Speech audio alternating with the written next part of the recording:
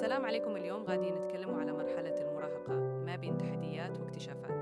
بس المراهقة هي وحدة المرحلة اللي كتبدل فيها بزاف ديال الحوايج في حياة الإنسان. الجسم كيتبدل، والعقل كيكبر، والمشاعر كتولي معقدة شوية.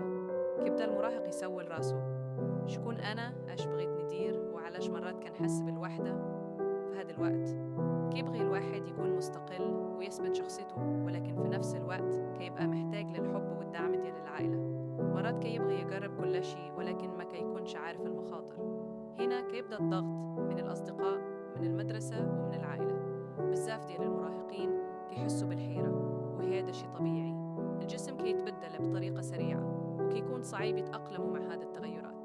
فالعقل كيبدأ التفكير في المستقبل، ولكن ما كيكونش عندهم الوضوح الكافي. الأصدقاء في هذه المرحلة عندهم دور كبير، كيمكن يكونوا مصدر دعم وتشجيع، ولكن مرات يقدروا يجروا المراهق لحوايج ماشي مزيانة. هنا خاص المراهق يتعلم يقول لا فالحوايج اللي ما كتعجبوش. أما العائلة خاصها تكون واعية باللي كيعيشوا المراهق. خاص الوالدين يسمعوا ليه بلا ما يحكموا عليه، ويعطيوه الحرية باش يعبر على رأيه. ولكن في نفس الوقت خاص تكون عندهم حدود باش يوجهوه للطريق الصحيح. الحاجة المهمة اللي خاص كل مراهق يعرفها هي إنه المراهقة ماشي غلطة ولا مرض، بل مرحلة مؤقتة